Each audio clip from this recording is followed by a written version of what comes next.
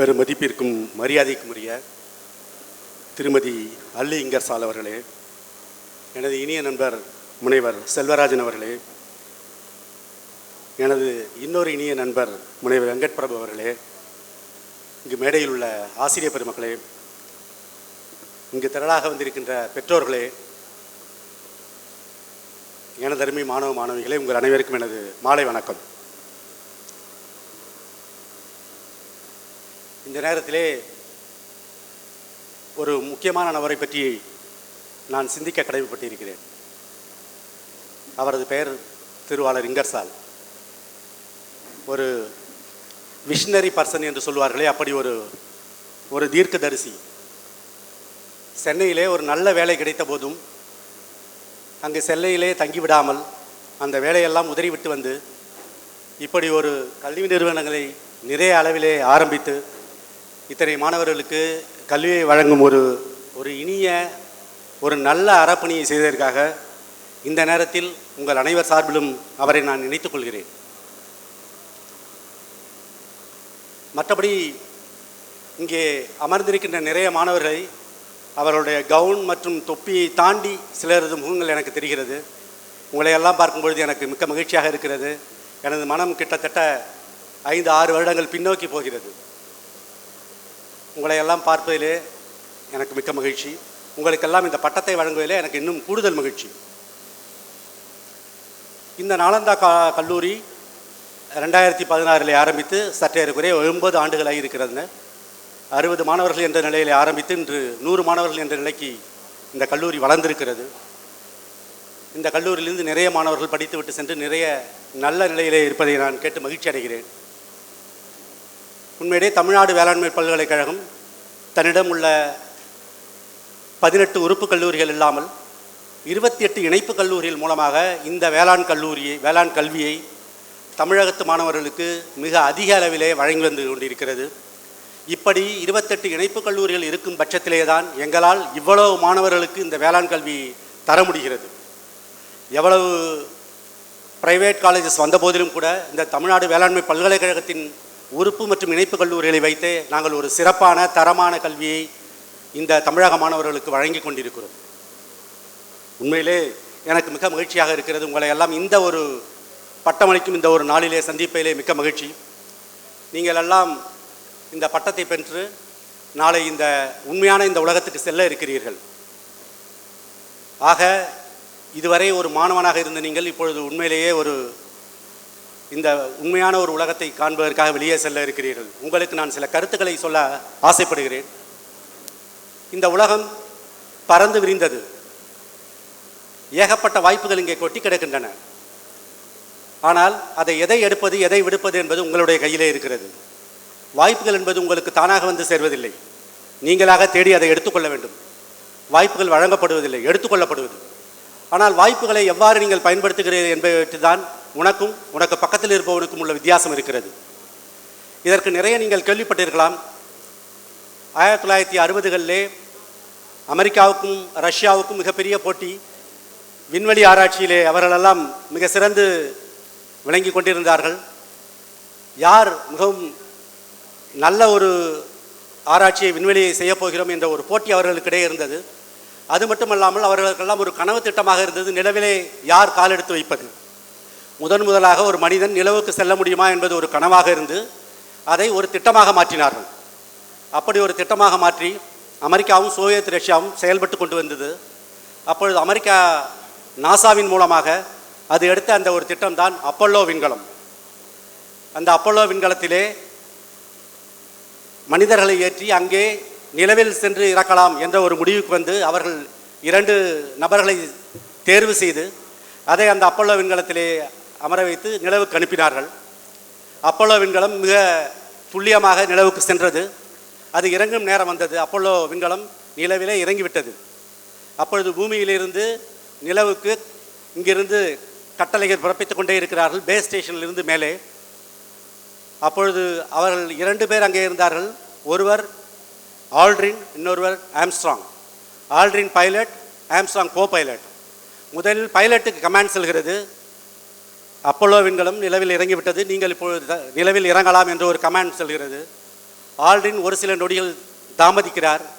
அடுத்த ஒரு கட்டளை திரும்பவும் பூமியிலிருந்து செல்கிறது. இப்பொழுது கோ பைலட் இறங்கலாம் என்று உடனடியாக நீல் ஆம்ஸ்ட்ராங் இறங்குகிறார், எந்த விதமான தயக்கமும் இல்லாமல். ஆல்ரின் கமாண்ட் வந்தவிடம் இறங்காததுக்கு காரணம், நிலவு என்பது ஒரு புது பரப்பு, அங்கே எப்படி வெப்பம் இருக்கும், அது சதுப்பு நிலமாக இருக்கலாம் அல்லது எரிமலையாக இருக்கலாம், எப்படி இருக்கும் என்பது தெரியாது. நாம் இறங்கினால் நம்முடைய உயிருக்கு என்னாகும் என்ற ஒரு அச்சம் தயக்கம் எல்லாம் அவரிடம் இருந்தது. ஆகையால் அவர் அங்கே இறங்க ஒரு சில நொடிகள் தாமதித்தார். அடுத்த வினாடியே ஆம்ஸ்ட்ராங்குக்கு அந்த கட்டளைகள் சென்றது. உடனடியாக அவர் எதை பற்றியும் கவனிக்காமல் அவருக்கு கொடுக்கப்பட்ட அந்த வாய்ப்பை மிக சரியாக பயன்படுத்தினார். இன்றும் நாம் அவரை பற்றி பேசிக் கொண்டிருக்கிறோம். நிலவில் காலடி வைத்த முதல் நபர் நீல் ஆம்ஸ்ட்ராங் என்று. அது அவர் கொடுத்த வாய்ப்பை பயன்படுத்தி கொண்டதுதான். அதனால்தான் அந்த ஆம்ஸ்ட்ராங் சொன்னால், இது ஒரு மனிதனை பொறுத்தவரை it's a small step for a man but it is a Jain leaf for a mankind என்று சொன்னால், இது மனிதனை பொறுத்தவரை ஒரு சாதாரண காலடி, ஆனால் இது மனித குலத்துக்கு இது மிகப்பெரிய ஒரு சாதனை என்று கூறினார். ஆக வாய்ப்புகள் என்பது ஒவ்வொருவருக்கும் கொடுக்கப்படுகிறது. அந்த வாய்ப்பை நீங்கள் எப்படி பயன்படுத்திக் கொள்கிறீர்கள், அந்த வாய்ப்பை வைத்து எப்படி நீங்கள் முன்னேறுகிறீர்கள் என்பதிலேயே உங்களுடைய வாழ்க்கை பயணம் என்பது இருக்கிறது. ஆக இந்த திட்டமிடலும், இந்த வாய்ப்புகள் கொட்டி கிடக்கும் இந்த உலகத்திலே அந்த வாய்ப்புகளை தேர்ந்தெடுத்து பயன்படுத்தி கொள்வதிலுமே உங்களுடைய வெற்றி இருக்கிறது என்பது என்னுடைய ஒரு கருத்து. அடுத்தபடியாக நான் உங்களுக்கு சொல்ல விரும்புவது விடாமுயற்சி. ஏனென்றால் இந்தியா போன்ற ஒரு மிகப்பெரிய நாடு, 140 கோடி இருக்கின்ற அந்த மக்கள் தொகையிலே ஒருவருக்குமான ஒரு வாழ்க்கை இருந்து கொண்டிருக்கிறது. எறும்புக்கும் வாழ்க்கை இருக்கிறது. ஆனால் அதில் நீ வெற்றிகரமாக பயணிக்க வேண்டும் என்றால் உனக்கென சில விடாமுயற்சி இருக்க வேண்டும். இந்த விடாமுயற்சிக்கென்று நான் உங்களுக்கு ஒரு நிகழ்வை சொன்னால் அது உங்களுக்கு பிரயோஜனமாக இருக்கும் என்று நான் நம்புகிறேன். இது 18ஆம் நூற்றாண்டிலே நடந்தது. 1800களிலே இந்தியாவை ஆங்கிலேயர்கள் ஆண்டு வந்தார்கள். அப்பொழுது மதுரை, ராமநாதபுரம், சிவகங்கை, திண்டுக்கல் இது போன்ற மாவட்டங்கள்லாம் மிகப்பெரிய தண்ணீர் பஞ்சம். அங்கெல்லாம் 3 போகமோ 1 போகம் கூட சாகுபடி செய்ய முடியாது. அப்படி ஒரு பஞ்சம் அங்கே நிலவி வந்தது. ஆங்கிலேயர்கள் இதற்காக ஒரு ஆராய்ச்சி மேற்கொண்டார்கள். எப்படி இந்த 5 மாவட்டங்களையும் நாம் ஏதாவது பயிர் செய்வதற்கு என்ன செய்வது என்று ஆராய்ச்சி மேற்கொண்டார்கள். அப்படி மேற்கொண்ட போது சத்தம் இல்லாமல் இருங்கப்பா. அப்படி மேற்கொண்ட போது அவர்களுக்கு இந்த மேற்கு தொடர்ச்சி மலையிலே ஒரு பெரியாருக்கு பக்கத்திலே ஒரு அணையை கட்டினால் அங்கிலிருந்து இந்த 5 மாவட்டங்களுக்கும் நீரை திருப்பி விட முடியும் என்று ஒரு ஆராய்ச்சி திட்டத்தை வகுத்தார்கள். அப்பொழுது 1885 நமது சென்னை மாகாணத்துக்கு பென்னி குயிக் என்ற ஒரு பொறியாளர் இங்கிலாந்திலிருந்து வந்தார். அவரை அந்த திட்டத்திற்கு தலைமை பொறியாளராக சில சிப்பாய்களோடு மேற்கு தொடர்ச்சி மலைக்கு நம்முடைய சென்னை மாகாணம் அனுப்பி வைத்தது. நீங்கள் பெரியாற்றுக்கு குறுக்கே ஒரு அணையை கட்டி அங்கிருந்து வரும் உபரி நீரை நீங்கள் இந்த 5 மாவட்டங்களுக்கு திருப்பிவிட வேண்டும் என்று அவருக்கு ஒரு கட்டளை பிறப்பித்து அவரோட பல சிப்பாய்களை அனுப்பி வைத்தார்கள். இதெல்லாம் 1885 அவர் பல சிப்பாய்களோடு அங்கு சென்றார். அது மிகப்பெரிய அடர்ந்த காடு, மிகப்பெரிய மலை, கடும் குளிர், நிறைய மிருகங்கள் இருக்கின்றன, விஷ பாம்புகள் இருக்கின்றன. இது போன்ற ஒரு சூழ்நிலையிலே அவர் பல சிப்பாய்களை அழைத்து கொண்டு அங்கே சென்று அந்த மேற்கு தொடர்ச்சி மலையின் அருகே அணை கட்டுவதற்கான முயற்சியிலே ஈடுபட்டார். சற்றேறக்குறைய ஒரு 2-3 மாதங்கள் அவர் அந்த அணையை கட்டியிருப்பார். ஒரு 4 அடி அளவிற்கு அது உயரம் வந்திருக்கும். அப்போது ஒரு நாள் இரவு திடீரென காட்டு வெள்ளம் வந்தது. காட்டு வெள்ளம் வந்து அவர் அதுவரை கட்டி முடித்து இந்த அத்தனையும் அணைத்து விட்டு சென்று விட்டது. மறுநாள் காலையில் அங்கே கட்டிய இடத்தில் ஒன்று கூட இல்லை. அந்த அளவிற்கு அத்துணையும் அடித்து சென்று விட்டது காட்டு வெள்ளம். உடனே சென்னையிலிருந்து அவருக்கு கட்டளை வந்தது, அங்கே நீங்கள் இவ்வாறு ஒரு அணையை கட்ட முடியாது, தயவுசெய்து திரும்பி வந்து விடுங்கள் என்று அவருக்கு கட்டளை வந்தது. இருந்த போதிலும் பென்னி குயிக் சொன்னார், எனக்கு இன்னும் ஒரு முறை வாய்ப்பு கொடுங்கள், நான் இன்னும் ஒரு முறை முயற்சி செய்து பார்க்கிறேன், அப்படி முடியவில்லை என்றால் நான் திரும்பி வந்து விடுகிறேன். உடனே அவருக்கு வாய்ப்பு வழங்கப்பட்டது. மீண்டும் அவர் சில சிப்பாய்களை அழைத்து கொண்டு அங்கு சென்றார். மீண்டும் ஒரு 2-3 அடி அளவுக்கு கட்டினார். ஒரு நாள் இரவு காட்டு யானைகள் அங்கே கூட்டமாக வந்து அவர் கட்டி வைத்திருந்த அத்தனையும் உடைத்து சென்று விட்டன. இப்படி 2வது முறையும் ஒரு தோல்வியை சந்தித்தார். சென்னையிலிருந்து அவருக்கு கட்டளை வந்தது, இதோடு போதும், நிறுத்திவிட்டு வந்து விடுங்கள் என்று. இருந்த போதிலும் அவர் மீண்டும் ஒரு முறை நான் முயற்சிக்கிறேன், எனக்காக தயவு செய்து அனுமதி கொடுங்கள் என்று கேட்டார். இருந்தபோதில் கொடுத்தார்கள். இவர் மீண்டும் 3வது முறையாக அந்த அணையை கட்ட சென்றார். அப்போது அதுபோலவே சிறிது காலம் கட்டினார். கட்டி முடித்து கொண்டிருக்கும் பொழுது அங்கே இந்த மலேரியா காய்ச்சல் இப்பொழுது எப்படி கொரோனா என்ற ஒரு வைரஸ் மூலமாக ஒரு காய்ச்சல் வந்ததோ அதுபோல் மலேரியா காய்ச்சல் வந்து அங்கே இருந்த அத்துணை பேரும் மயங்கி மயங்கி விழுந்து இறந்து போனார்கள். அதனால் அவரால் அதற்கு மேலும் செய்ய முடியவில்லை. உடனே அவருக்கு சென்னையிலிருந்து இதற்கு மேலும் உங்களால் செய்ய முடியாது, அது மட்டும் இல்லாமல் இந்த திட்டத்திற்கென கிட்டத்தட்ட 75 லட்சம் ரூபாய் அன்றைய காலகட்டத்திலே அதற்கு 75 லட்சம் ரூபாய் ஒதுக்கினார்கள். அந்த பணமெல்லாம் தீர்ந்துவிட்டது, ஆகையால் இந்த திட்டத்தை கைவிட்டு விடலாம் என்று கூறிவிட்டார்கள். ஆனாலும் கூட பென்னிக்விக் இங்கிலாந்திலிருந்து வந்த ஒரு பொறியாளர் தன்னுடைய விடாமுயற்சியின் காரணமாக எனக்கு அரசாங்கம் பண உதவி தராவிட்டாலும் பரவாயில்லை, இது என்னுடைய ஒரு கனவு திட்டமாக இருக்கிறது, இந்த தமிழ் மக்களுக்கு நான் ஏதாவது செய்வேன் என்று கூறி இங்கிலாந்துக்கு சென்று அவருடைய சொத்துக்கள் அனைத்தையும் விற்று அந்த பணத்தை எடுத்து வந்து இந்த அதே இடத்திலேயே சென்று 1889 மீண்டும் பணியாளர்களை அழைத்து சென்று கிட்டத்தட்ட 173 அடிக்கு உயரத்துக்கு 1200 அடி நீளத்துக்கு ஒரு அருமையான முல்லைப்பெரு அணையை அங்கே கட்டி முடித்தார். இதன் மூலமாக இன்று தமிழகத்தில் உள்ள 5 மாவட்டங்களுக்கு நாம் எல்லாம் இன்று சாகுபடி அங்கே செய்கிறோம், வேளாண்மை செய்கிறோம் என்றால் அதற்கு ஒரே ஒரு மனிதனின் விடாமுயற்சி தான் காரணம், அது பென்னிக்விக்கின் விடாமுயற்சி. அதனால்தான் இன்றளவும் மதுரை, தேனி, கம்பம் போன்ற பகுதிகளிலே ஒரு வீட்டிலும் பிறக்கின்ற குழந்தைக்கு பென்னிக்விக் என்று இன்றும் பெயர் வைக்கிறார்கள். அவர்களுடைய வீடுகளிலே இன்னும் அவருடைய படம் இருக்கிறது. தேனியிலே நமது தமிழக அரசானது அவரது நினைவாக ஒரு பெரிய மணிமண்டபத்தை கட்டியிருக்கிறது. இது எல்லாம் எதை காட்டுகிறது என்றால் ஒரு தனி மனிதனின் விடாமுயற்சி. அவருடைய விடாமுயற்சி மூலமாகவே இன்று தமிழகத்திலே 5 மாவட்டங்களிலே நாம் வேளாண்மை செய்கிறோம். இது எல்லாம் இந்த முல்லைப்பெரியாறு அணை கட்டியதன் வரலாறு. இதற்கு பின்னணியில் இருக்கும் ஒரே ஒரு விஷயம் பென்னிக்விக்கின் விடாமுயற்சி. ஆக நீங்கள் எல்லாம் இந்த விடாமுயற்சி என்பதை எப்பொழுதும் உங்களுடைய வைத்து இருக்க வேண்டும். அதனால்தான் திருவள்ளுவர் சொல்கிறார், தெய்வத்தான் ஆகாதெனும் முயற்சிதன் மெய்வர்த்த கூலி தரும் என்கிறார். தெய்வமே உங்களுக்கு உதவி செய்யவில்லை என்றாலும் கூட உங்களிடம் விடாமுயற்சி இருந்தால் கண்டிப்பாக நீங்கள் அதில் வெற்றி பெற முடியும் என்பதற்கு இது ஒரு மிக அருமையான ஒரு எடுத்துக்காட்டு. ஆக நீங்கள் எல்லாம் இந்த ஒரு பெரிய நாட்டிலே இருக்கிறீர்கள், உங்களுக்கு விடாமுயற்சி என்பது எப்பொழுதும் உங்களுடைய கூட இருக்க வேண்டும் என்பது என்னுடைய ஒரு வேண்டுகோளாக இருக்கிறது. அடுத்தபடியாக நான் சொல்ல விரும்புவது, உங்களிடம் இப்படி பல குழந்தைகள் இருந்தாலும் கூட தன்னம்பிக்கை என்ற ஒன்று இருக்க வேண்டும். 2 கைகள் இல்லை என்றால் கூட பரவாயில்லை, உங்களிடம் தன்னம்பிக்கை இருக்க வேண்டும், அது மிக முக்கியம். இதற்கு நான் ஒரு நிகழ்வை அல்லது ஒரு வரலாற்றை உங்களுக்கு கூற ஆசைப்படுகிறேன். நாம் ஸ்ரீரங்கத்துக்கு அருகிலே இருக்கிறோம். ஆக அது சார்ந்த ஒரு நிகழ்ச்சியை சொன்னால் உங்களுக்கு பொருத்தமாக இருக்கு என்று நினைக்கிறேன். இது 8ஆம் நூற்றாண்டிலே நடந்த ஒரு நிகழ்வு. இதில் கதையாக இருக்கலாம், கற்பனையாக கூட இருக்கலாம். இருந்தாலுமே கூட அந்த நிகழ்வு நமக்கு என்ன விளைவை தருகிறது என்பதுதான் முக்கியம். ஸ்ரீவில்லிபுத்தூரிலே 8ஆம் நூற்றாண்டிலே பெரியாழ்வார் என்று ஒருவர் இருந்தார். அவர் அந்த ஸ்ரீவில்லிபுத்தூரில் உள்ள பெருமாளுக்கு சேவை செய்து கொண்டு வந்தார். அப்பொழுது ஒரு நாள் அவருக்கு ஒரு பெரிய நந்தவனம் உண்டு. அங்கே அவர் நிறைய பூக்கும் மரங்களை நட்டு வைத்திருந்தார். அந்த மரங்களிலிருந்து பூக்களை பறித்து ஒரு மாலையாக கட்டி ஒரு நாளும் அங்கே ஸ்ரீவில்லிபுத்தூரில் உள்ள கோயில் உள்ள பெருமாளுக்கு அவர் சாத்தி வைப்பார். இது அவர் அந்த சாமிக்கு செய்யும் சேவையாக ஒவ்வொரு நாளும் செய்தார்.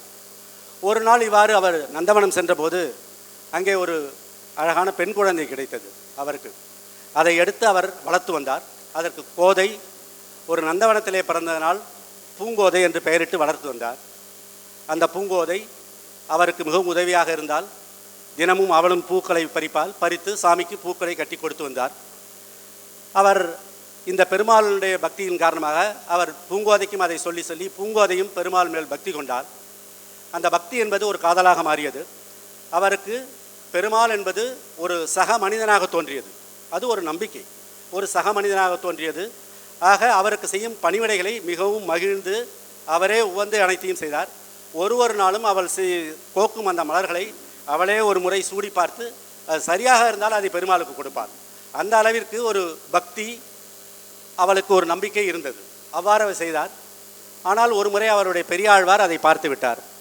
எப்படி அவள் அணிந்த ஒரு மலரை சாமிக்கு எப்படி செலுத்துவது என்று. இருந்த போதிலும் அதை சாமி ஏற்றுக்கொண்டதாக ஒரு வரலாறு இருக்கிறது, அது வேறு விஷயம். இப்படி அவர் சூடி கொடுத்த ஒரு சுடற்குடியாராக வளர்ந்து வந்தார். அவளுடைய ஒரு கல்யாண பருவம் வந்தபோது அவள், நான் யாரையும் மணக்க தயாராக இல்லை, நான் பெருமாளையே மணப்பேன் என்ற ஒரு நம்பிக்கை கொண்டாள். அது ஒரு நம்பிக்கை, அது மூட நம்பிக்கையாக கூட இருக்கலாம், ஆனால் நம்பிக்கை. அவளுக்கு அப்படி ஒரு நம்பிக்கை இருந்தது. அதற்காக அவள் பல முன்னெடுப்புகளை செய்தார். மார்கழி மாதத்திலே ஒரு நாளும் ஒரு பாடலை பாடி பெருமாளுக்கு வணங்கி வந்தாள். அந்த ஒரு பாடலும் தான் நாம் திருப்பாவை என்று சொல்கிறோம். உங்களுக்கெல்லாம் தெரிந்திருக்கும். மார்கழி திங்கள், மதுரை நல்லாளாம், வாரணம் ஆயிரம் சூழ வளம் செய்து, இந்த பாடல்கள்லாம் திருப்பாவை பாடல்கள். இதையெல்லாம் ஒரு நாளும் ஒரு பாடலாக அந்த பூங்கோதை பாடி பாடி பெருமாளை வணங்கி வந்தார். அவருடைய நோக்கம் என்னவென்றால் பெருமாளை கலப்பது, பெருமாளோடு இணைவது, பெருமாளோடு இரண்டர கலத்தல் என்பதே அவளுடைய ஒரு நோக்கமாக இருந்தது. இப்படி அவள் ஒரு நம்பிக்கை வைத்திருந்தாள். நான் என்னுடைய செயல்கள் மூலமாக நான் பெருமாளை அடைவேன் என்ற ஒரு நம்பிக்கையை வைத்திருந்தால் அவளுடைய நம்பிக்கை கடவுளுக்கு தெரிந்தது. கடவுள் ஒரு நாள் சொன்னார், கடவுளே சென்று பாண்டிவன் கனவிலே சொல்லி ஆண்டாளை ஸ்ரீரங்கத்துக்கு அனுப்புங்கள், பூங்கோதையை அனுப்புங்கள் என்று சொல்லி பாண்டி மன்னனே யானையில் வைத்து பூங்கோதை அழைத்து வந்து ஸ்ரீரங்கத்தில் சென்று அவர் ரங்கமன்னாரோடு இணைந்ததாக வரலாறு கூறுகிறது. இது எதை காட்டுகிறது என்றால், இது ஏதோ ஒரு கதையாக இருக்கலாம், கற்பனையாக இருக்கலாம், ஒரு மூட நம்பிக்கையாக கூட சிலருக்கு தோன்றலாம். ஆனாலும் கூட ஒரு மனிதன் வைக்கின்ற நம்பிக்கை, அதீத நம்பிக்கை, எந்த அளவிற்கு ஒரு மனிதன் அது இந்த நம்பிக்கை என்பது இறைவனோடே நாம் சேர முடியும் என்றால் நாம் நினைத்த ஒரு பொருளை எப்படி அடைய முடியாமல் போக முடியும். ஆக நம்பிக்கை என்பது உங்களிடம் கண்டிப்பாக இருக்க வேண்டும். எதை பற்றியானால் ஒரு நல்ல விஷயத்தின் மீது நீங்கள் நம்பிக்கை வைக்கும் பொழுது அந்த பொருள் உங்களுக்கு கண்டிப்பாக கிடைக்கிறது. அதை நீங்கள் எல்லாம் நம்புங்கள். ஆக இப்படி பல குணநலன்கள் இருந்தால் மட்டுமே இந்த ஒரு போட்டி மிகுந்த இந்த உலகத்திலே உங்களால் வெற்றி கொள்ள முடியும்.